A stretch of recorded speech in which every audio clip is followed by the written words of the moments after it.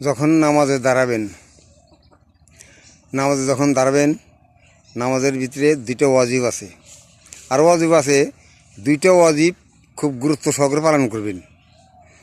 প্রথম হলো যখন সেজদা দিবেন, দুই সেজদার মাঝখানে স্থির হয়ে বসবেন।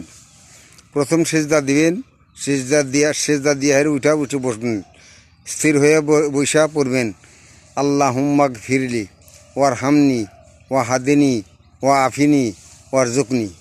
এই পাঁচটা তাসবিহ পড়বেন। পাঁচটার অর্থ হলো, আল্লাহ তুমি আমাকে রহম করো, আমাকে সুস্থ করো, আমাকে হেদায়েত দাও, আমাকে রিজিক দাও। এই পাঁচটা তাসবিহ পড়বেন। এরপরে রুকুতে যাবেন। রুকু থেকে যখন দাঁড়াবেন বলবেন সামি আল্লাহু লিমান হামিদা। উঠে যখন দাঁড়াবেন দাঁড়ায়া পড়বেন,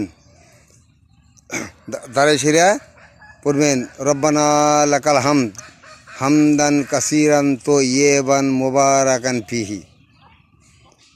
এটা পড়বেন। দাঁড়ায় সেরা এক তসবিহ পরিমাণ অপেক্ষা করবেন, অপেক্ষা করে এটা পড়বেন। এটা খুব ফজিলত এটার মধ্যে। এই দুইটা ওয়াজিব নামাজের মধ্যে অক্ষরে অক্ষরে পালন করবেন, তাহলে সে নামাজ সহি হবো। এই দুইটা ওয়াজিব যদি ঠিকমতো পালন না করেন, নামাজ কিন্তু সহি হবে না, নামাজ ভেজাল হবো। কাজেই এই দুইটা, একটা হলো দুই সিজদার মাঝখানে পড়বেন আল্লাহুম্মা গফিরলি ওয়ার হামনি ওয়া হাদিনি ওয়া আফিনি ওয়ার জুকনি। আর রুকুর থেকে দাঁড়াবেন, দাঁড়ায় সেরা সোজা হয়ে বলবেন রব্বানা লাকাল হামদ হামদান কাসিরান তো ইয়েবান মোবারাকান ফিহি। এটা পড়বেন।